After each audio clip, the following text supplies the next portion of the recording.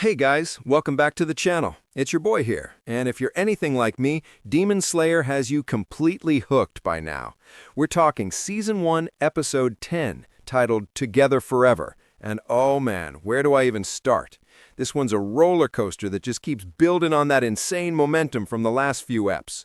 If you've been riding this wave with Tanjiro and the crew, you know exactly what I'm talking about. The fights that leave you breathless, the heart-tugging family vibes, and those little moments that make you feel all the feels. Grab your tissues, maybe some snacks, because we're going to walk through every pulse-pounding second of this episode together. And hey, if you're new here, smash that like button and subscribe so you don't miss out on more breakdowns like this. All right, let's jump right in. Picture this.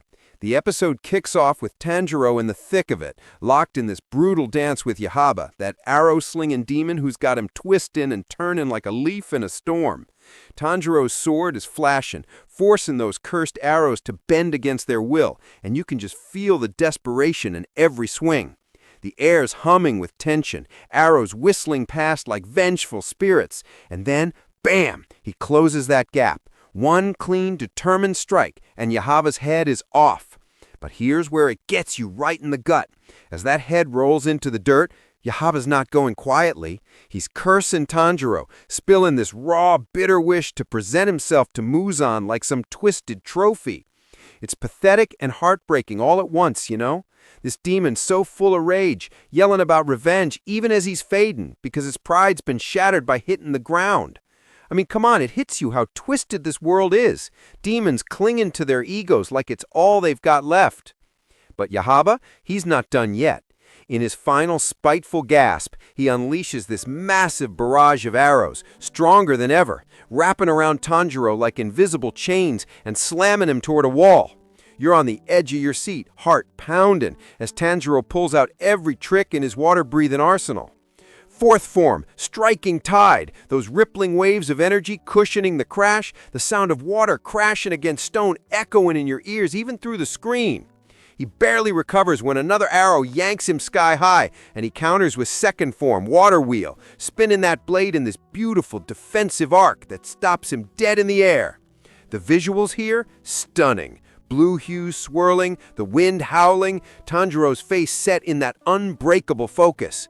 Then a third arrow drags him toward the house, and he unleashes eighth form, waterfall basin, this vortex pulling him down slow and controlled, like he's commanding the falls themselves.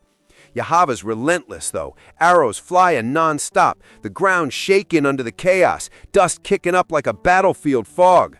Tanjiro's chaining forms now, water surface slash slicing through the barrage, drop ripple thrust piercing the air with pinpoint precision, then curve dodging like a shadow, and whirlpool turning the tide in this whirlwind of motion. It's exhausting just watching him, sweat flying, breaths ragged, his body screaming from the strain. You can hear those twang of arrows, the whoosh of his blade, the grunts of effort. And as Yaiba's form starts crumbling to ash, those arrows flicker out one by one, leaving Tanjiro to drop hard to the earth. His sword slips from his fingers. He can't even grip it anymore, injuries piling up like a mountain. But does he quit? Hell no! He bites down on that hilt for grit, crawl an inch as he agonizing inch toward his friends, eyes locked on the fight ahead with Susumaru. Tanjiro, man, you're unbreakable. It chokes me up every time, that sheer will to protect everyone, no matter the cost. Cut to the other side of this madness. Nezuko and Susumaru going at it like warriors in a dust-choked arena. Susumaru's kicking up clouds of dirt, those tamari balls gleaming like deadly ornaments, bouncing and slicing through the haze. Yushiro scrambling for cover, heart in his throat, when one hurtles right at him, whistling death. But Nezuko, she's a blur, foot-heeled and fierce, kicking it away with a thud that shakes the ground. The impact's visceral, you feel the jolt. Yushiro snapping at her for being reckless, but Nezuko just pats his head, like he's her little brother Rokuta come back to life. It's this tender, quiet moment amid the storm. Her eyes soft, his face all flustered and red. Adorable, right? Makes you smile even as the tension ramps up.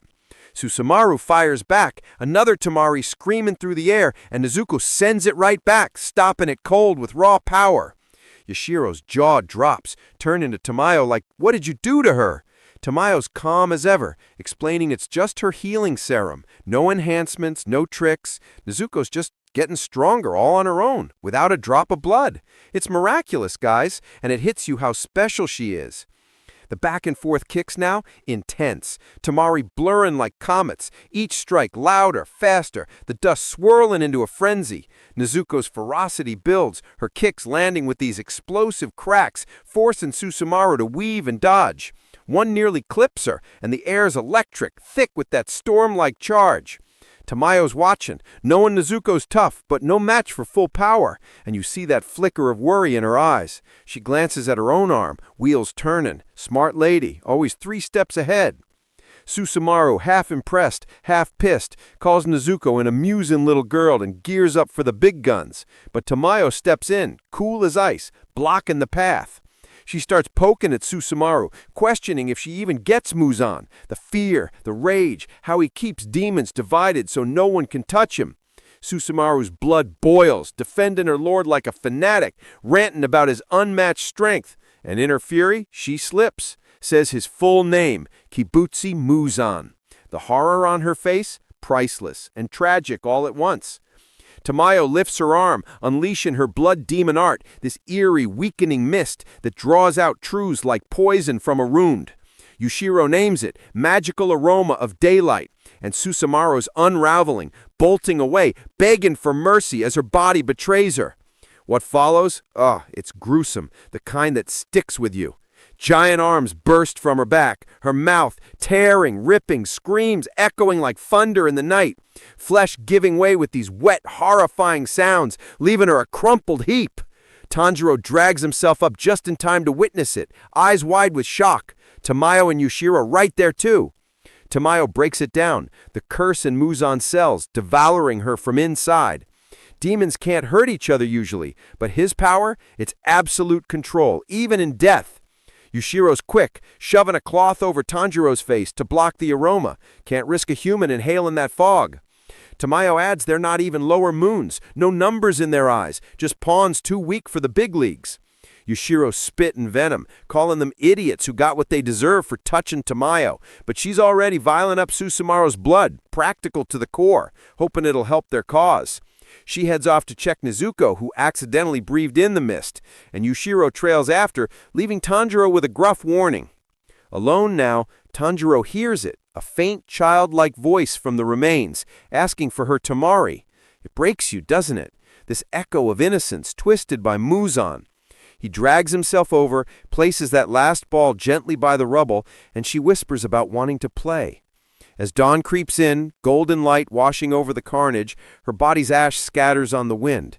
Tanjiro's voice cracks, blaming Muzan for puppeteering her life, wondering how he treats even his devotees. He says, a true demon. And you feel the weight of that truth settle like lead. We shift inside now, to the basement hideout, shadows playing on the walls as Tanjiro stumbles down. Nezuko's good as new, bounding into his arms with this joyful hug that melts away the night's horrors. Then she turns, wrapping Tamayo in one too, pure, unfiltered gratitude. Yushiro's fuming, Nezuko pats his head again, and he's all bluster. Tamayo's baffled, admitting Nezuko's been like this since waking, seeing family and them all. Tanjiro gets it, explains how his sister's heart never changed, demon or not. He was scared of the spell at first, but trusts her spirit is all Nezuko. And Tamayo, she just breaks, tears streaming, pulling Nezuko closer, thanking her through sobs.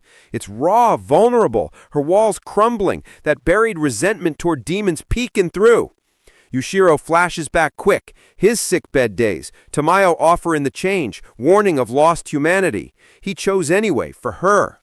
They talk plans. Tamayo and Yushiro gotta ghost the area, stay hidden. She floats taking Nezuko, but Tanjiro's firm. We're together forever. No separations. She respects it, wishes them luck against the demons ahead, while Yushiro's blunt. Get out, erase our tracks. Nezuko darts off playful, Tanjiro scolds lightly, and Yushiro mutters about her looks, cracking Tanjiro up. Light in the dark, you feel it. Outside, sun's up full, birds chirping like nothing happened. A crow is bossing around a slayer, mission south-southeast, when, please, this yellow blur, Zenitsu, wailing at a lady to marry him before he dies. Tanjiro's frozen, staring at the chaos, and we fade out on that goofy note, laughter bubbling up after all the intensity. Whew! Guys, episode 10 is peak Demon Slayer. Fights that wow, bonds that heal, and that lingering ache of loss. Tanjiro's growth, Nezuko's fire, Tamayo's depth, it all layers on, making your root harder. What grabbed you most? Drop it in the comments. I read them all. If this hit home, like, share, and I'll see you for episode 11. Stay fierce, fam. Peace out.